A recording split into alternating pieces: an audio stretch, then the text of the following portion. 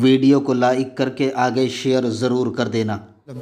حضور علیہ السلام فرماتے ہیں اصحابی کالنجوم فبأیہم اقتدیتم اہتدیتم، کہ میرے سارے صحابہ ستاروں کی طرح ہے، ان میں سے تم جس کی بھی پیروی کرو گے ہدایت پا جاؤ گے۔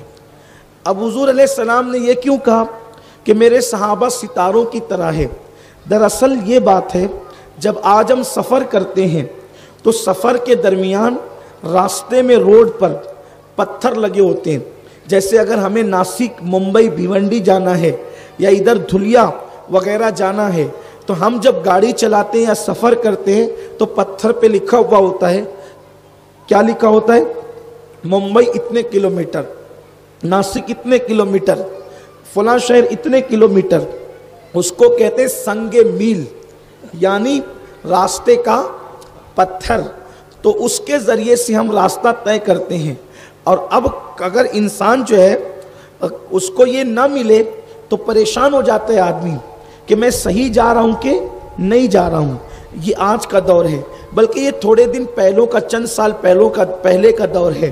اب تو گوگل کا وقت آ گیا، ٹائم آ گیا، گوگل میں لوگ ڈالتے ہیں اور منزل پر پہنچ جاتے ہیں۔ لیکن ایک وقت ایسا تھا کہ سنگ میل بھی نہیں ہوا کرتا تھا، یعنی وہ کلومیٹر کے نشانات، دنیا اتنی ترقی یافتہ نہیں تھی۔ تو جب لوگ سفر کرتے تھے اس دور میں، جنگلوں میں سفر کرتے تھے یا دریاؤں میں سفر کرتے تھے، اور جب رات کا وقت ہوتا تھا تو وہ اپنی منزل کا تعین کہ مجھے مشرق کی طرف جانا ہے، مغرب کی طرف جانا ہے، شمال کی طرف جانا ہے، جنوب کی طرف جانا ہے، تو وہ اپنے سفر کا جو تعین کرتے تھے کہ میں صحیح جا رہا ہوں یا غلط جا رہا ہوں تو وہ تاروں کو دیکھتے تھے۔ اس کا مطلب مسافر لوگوں کے پاس اتنا علم ہوتا تھا، یا ان کو گائیڈ کرنے والے قائدین کے پاس اتنا علم ہوتا تھا کہ وہ ستاروں کو دیکھ دیکھ کر اپنا سفر طے کرتے تھے۔ تو اس دور کی مثال دیتے ہوئے اللہ کے رسول نے فرمایا، یعنی ہر چلنے والے کو ضرورت کس بات کی ہوتی ہے؟ تاروں کی ہوتی ہے۔ مسافر تاروں کو دیکھ کر رات کی کالی گھٹاؤں کے اندر، سیاہ رات کی چادر کے اندر جب سفر طے کرتا ہے تو تاروں کو دیکھ کر کے وہ اپنی منزل کا تعین کرتا ہے۔ تو اللہ کے رسول علیہ السلام فرماتے ہیں صراط مستقیم پر چلنے والوں اصحابی کالنجوم، میرے صحابہ بھی تاروں کی طرح ہے۔ اور جب تم کفر کی تاریکی کے اندر صراط مستقیم پر چلو گے تو اس وقت چلنے کے لیے جیسے ہر راستے کے مسافر کے لیے ستاروں کی مدد کی ضرورت ہوتی ہے، ویسے میرے صحابہ ستارے کی طرح ہے، اور ان میں سے تم جس کی بھی پیروی کرو گے تم ہدایت پا جاؤ گے، منزل مقصود پر پہنچ جاؤ گے۔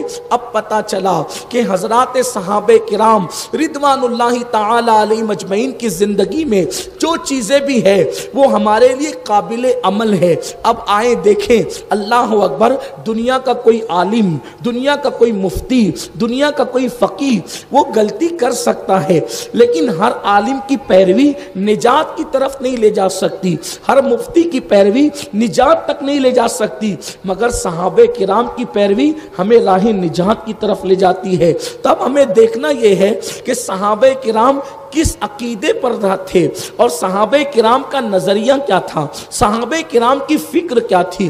اس لیے کہ یہ فتنوں کا دور ہے، یہ غفلت کا دور ہے۔ اس وقت لوگوں کے پیٹ میں حرام کثرت سے جا رہا ہے، زبانوں پر غیبت آ گئی ہے، کان گانے سن رہے ہیں، گناہ عام ہو چکا ہے، گناہوں کے دلدل میں لوگ ڈوبتے چلے جا رہے ہیں۔ ایسے وقت میں اگر ہم صحابہ کرام کو آئیڈیل نہ بنائیں تو پھر ہمیں تباہی کے دہانے پر پہنچنا ہوگا۔ تو اب ہم یہ دیکھتے ہیں کہ صحابہ کرام کا عقیدہ کیا تھا، صحابہ کا نظریہ کیا تھا، صحابہ کی فکر کیا تھی۔ میرے پیارے آقا علیہ السلام کے پیارے دیوانوں، اللہ اکبر۔ تو آئیے اب ہم چلتے ہیں اور چند صحابہ کی زندگیوں کا جائزہ لیتے ہیں تاکہ پتہ چلے ان کے عقائد کیا ہیں، ان کے نظریات کیا ہیں، ان کی سوچ کیا ہے، ان کی فکر کیا ہے۔ تو میرے پیارے آقا صلی اللہ علیہ وسلم کے پیارے دیوانوں، صحابہ کرام نے سب سے زیادہ اگر کسی چیز پر زور دیا ہے تو وہ محبت رسول پہ زور دیا ہے، عشق رسول پہ زور دیا ہے۔ وہ اپنی ماں سے زیادہ، وہ اپنے باپ سے زیادہ، وہ اپنی اولاد سے زیادہ، وہ اپنے بھائیوں سے زیادہ، وہ اپنی بہنوں سے زیادہ، وہ اپنی دولت سے زیادہ، حتیٰ کہ وہ اپنی جان سے بھی زیادہ مصطفیٰ جان رحمت صلی اللہ علیہ وآلہ وسلم سے محبت کیا کرتے تھے۔ آئیے